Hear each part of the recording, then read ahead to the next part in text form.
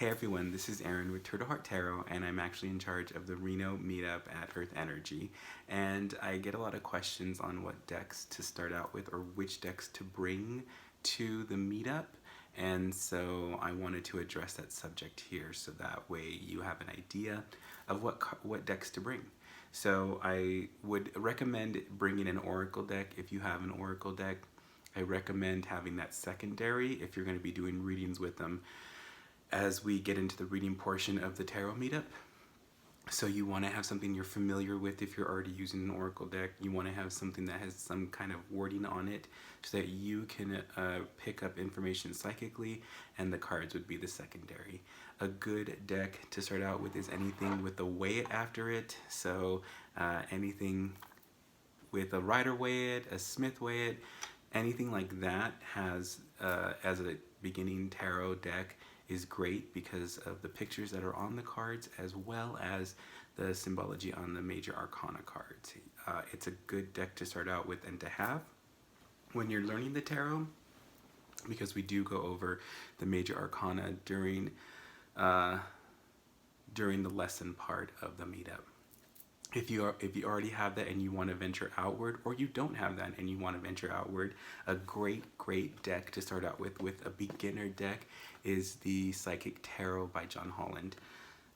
This deck, the Psychic Tarot by John Holland, eliminates the court cards as well as the tens. I think it's wonderful because you don't have to worry about people. People should be by your psychic. If you're a beginner, you should be getting that information through spirit. And so the card is there to help you as jumping points. The major arcana still follows the number. The major arcana still follows the pictures. And so it's a great beginner deck because it'll help you get the information that you need. So if you can get that one and come to the meetup, you're still able to follow the lesson plan on the major arcana as well as doing your readings. It is a wonderful deck to help you tune into your intuition or tune into spirit.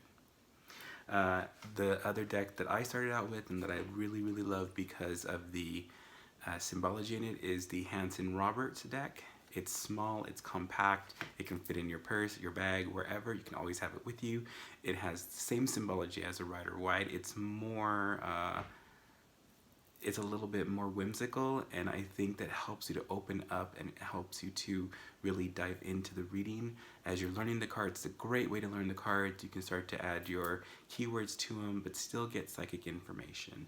Another great deck that is there is the Everyday Witchcraft deck, Everyday Witch by Deborah. And so that is a great deck to start out with because the book is filled with so much information. If you're on the witchy side, it pulls you towards that symbology of the witchiness. It still has the same symbology and items and things as the Waite, Rider Waite. It follows that, it follows those cards. So if you have both, it's great because if you're more psychic, you could still get information from the cards on the Everyday Witch, and it'll really help you open up that psychic ability.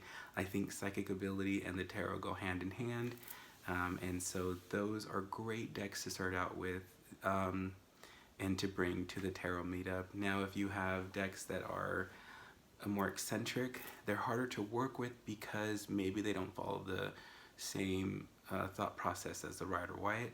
They could go in their own interpretation, and so it's a little bit harder to learn with those complex decks. Once again, those are the top 5. Those are the 5 that I would work with or bring to the meetup, and I hope to see you there. Thank you. Bye.